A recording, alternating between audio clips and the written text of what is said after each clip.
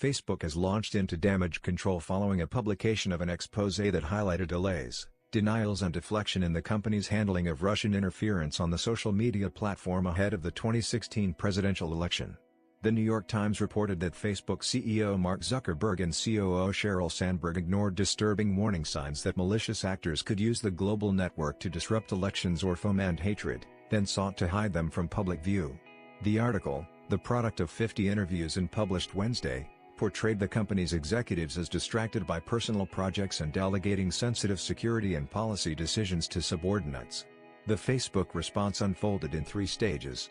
First, early this morning, the company disputed the story, itemizing in a blog post what it described as inaccuracies. The company then issued a report on how it is faring in dealing with hate speech, bullying, fake accounts, terrorist propaganda and other violations of community standards. Last but not least came an extraordinary moment of crisis PR. Zuckerberg and 2 senior executives, notably not including Sandberg, held an open-ended conference call with the media, whose Q&A period lasted a full hour. Several times during the call, Zuckerberg made a point to say he wanted to take as many questions as possible. The call's primary goal was to illuminate Facebook's self-measured progress in monitoring content and to emphasize Zuckerberg's seriousness and openness, while also characterizing the problems as far larger than Facebook. We certainly stumbled along the way. But to suggest that we weren't interested in knowing the truth, or that we wanted to hide what we knew or we wanted to avoid investigations is simply untrue, Zuckerberg said.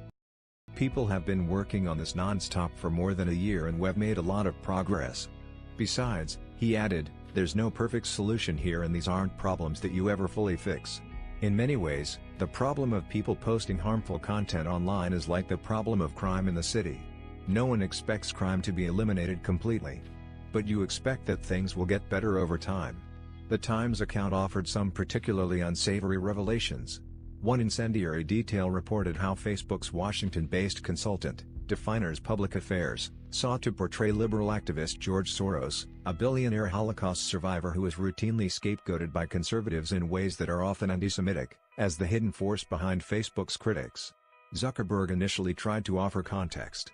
The intention was not to attack an individual, Zuckerberg said, but rather to demonstrate that the supposed grassroots protests were not a spontaneous effort. He added he has tremendous respect for Soros, even though the two may disagree. Zuckerberg repeatedly told reporters he was unaware Facebook had been working with Definers until he read the Times story. The company yesterday terminated its relationship with the firm, which, among its other campaign-style, opposition research tactics, used an affiliated news site, NTK Network, to cast rivals like Apple in a negative light. This type of firm might be normal in Washington, but it's not the kind of thing you'd want Facebook associated with, Zuckerberg said. Zuckerberg was repeatedly asked whether anyone at Facebook would be held accountable for some of the more damaging revelations, including its mishandling of election meddling by Russian hackers, the Cambridge Analytica privacy breach. The company's co-founder repeatedly demurred, saying he would not comment on specific personnel changes. After nearly an hour of questions, he voiced support for Sandberg. Overall, Sheryl is doing great work for the company, Zuckerberg said. She's been a very important partner to me and will continue to be. She's leading a lot of the efforts to improve our systems. We're making a lot of progress, and a lot of that is because of the work that she's doing. Meanwhile, outside investors have renewed calls for Facebook to install an independent chairman to provide greater oversight of the social network's operations. Renegade executives who are focused on growth regardless of the risks, and withhold information from the board, put the company, shareholders and, in Facebook's case, our democracy in jeopardy, wrote New York City Comptroller Scott M. Stringer, who oversees the city's pension funds. A company with Facebook's massive reach and influence requires robust oversight, and that can only be achieved through an independent chair who is empowered to provide critical checks on company leadership and protect whistleblowers.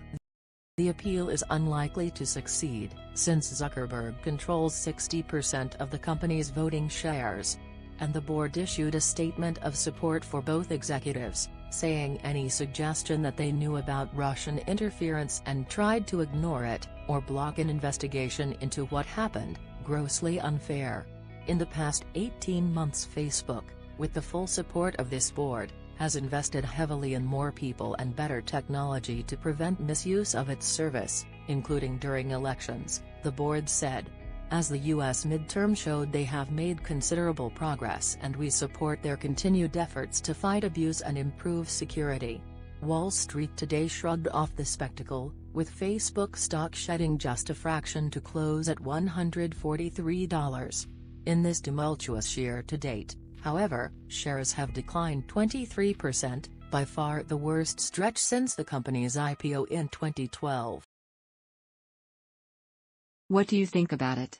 Share your opinion in the comments below the video. And also subscribe to the channel not to miss new, interesting videos.